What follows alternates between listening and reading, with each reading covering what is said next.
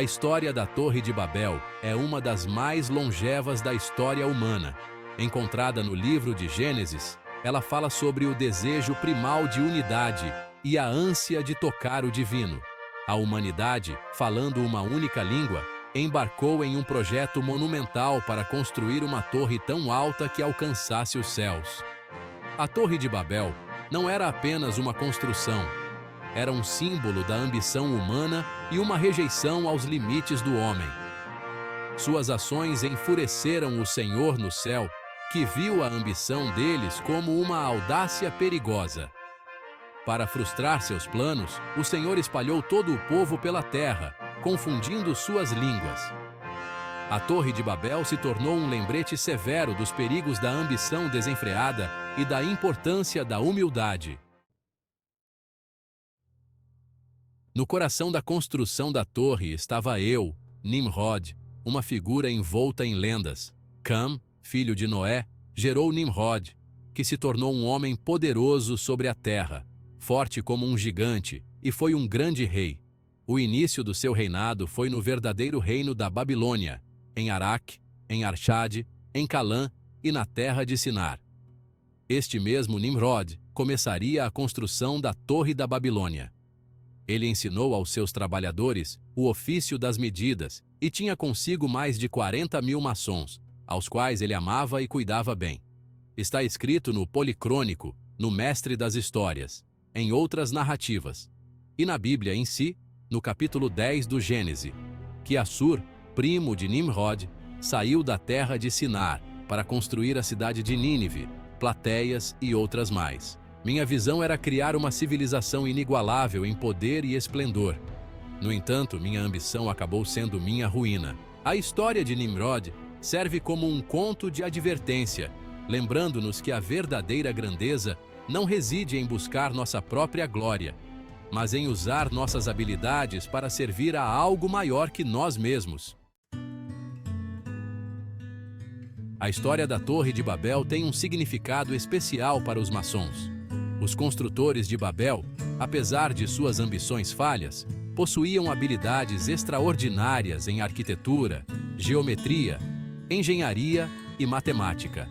Esses antigos artesãos entendiam a importância da geometria sagrada, do simbolismo iniciático e da busca pela sabedoria divina. Embora a Torre de Babel tenha falhado, as habilidades e o conhecimento de seus construtores permaneceram vivos. Esse legado de artesanato e a busca pelo conhecimento continuam a inspirar os maçons modernos até hoje. A dispersão do povo em Babel levou a um resultado inesperado: a disseminação do conhecimento e da cultura. Foi nesta época, 2 gerações depois de Noé, que seus descendentes, orgulhosos de seu conhecimento, construíram em uma planície, na terra de Sinar, uma grande cidade e uma alta torre de cal, pedras e madeira, para que pudessem morar juntos, sob as leis que seu ancestral havia tornado conhecidas, e para que os nomes destes descendentes de Noé pudessem ser preservados para sempre.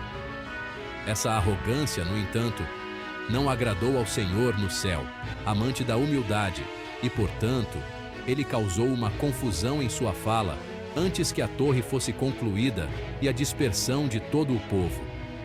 À medida que as pessoas migravam, carregavam consigo suas habilidades, histórias e tradições únicas.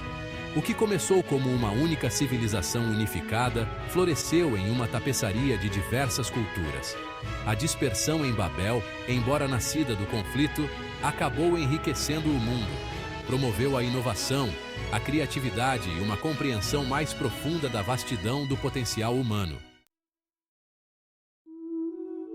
Dessa circunstância, aquela cidade tomou o nome de Babel, que significa confusão, e a dispersão do povo e a fundação de nações se seguiram. E o Senhor no céu os espalhou em muitas terras desabitadas, para onde trouxeram consigo suas leis e artes, e então fundaram reinos e principados, como os livros sagrados frequentemente testificam. O filho de Noé, Sem, que era pai de Assur, permaneceu em Ur, na terra dos caldeus, e propagou o conhecimento de todas as artes e ciências no exterior. E ensinou também a Peleg, Serug, Naor, Terá e Abraão. Naquelas partes, sobre o Tigre e o Eufrates, onde floresceram esses sacerdotes e matemáticos eruditos, conhecidos pelos nomes de caldeus e magos, foi preservada a boa ciência, a geometria, enquanto os reis e grandes homens encorajavam a arte real, mas, à sombra da ambição colossal de Babel, viveu um homem chamado Peleg. Seu nome, que significa divisão em hebraico, o marcou como filho de um mundo para sempre mudado pelos eventos em Babel. Embora pouco se saiba sobre minha vida, e ainda que o Senhor tenha me tornado temporariamente mudo como punição, minha história oferece um contraponto à narrativa de Babel. Eu represento uma geração que aprendeu com os erros do passado, escolhendo um caminho de humildade e compreensão em vez da busca pela ambição desenfreada. Eu tive o seguinte epitáfio: aqui repousam as cinzas do grande arquiteto da Torre de Babel. O Senhor teve pena dele porque ele se tornou humilde. O legado de Peleg serve como um farol de esperança, lembrando-nos da importância de abraçar nossa humanidade compartilhada. A história da Torre de Babel, embora antiga, continua a ressoar em nós até hoje. Ela fala sobre os temas humanos atemporais da ambição, orgulho e as consequências da arrogância. Ela nos lembra que o progresso e a inovação devem ser temperados com humildade e respeito por algo maior que nós mesmos. Em um mundo às voltas com divisão e conflito, a história serve como um poderoso lembrete da importância da comunicação, compreensão e colaboração. A verdadeira unidade não pode ser alcançada pela força ou ambição, mas pelo respeito mútuo e empatia. A arrogância apenas nos fará perder a palavra em comum ou nos impedir de transmitir a boa palavra. Abracemos nossa humanidade compartilhada e trabalhemos juntos para criar um mundo onde a Torre de Babel sirva como um lembrete do nosso potencial para a grandeza, quando escolhemos a unidade em vez da divisão.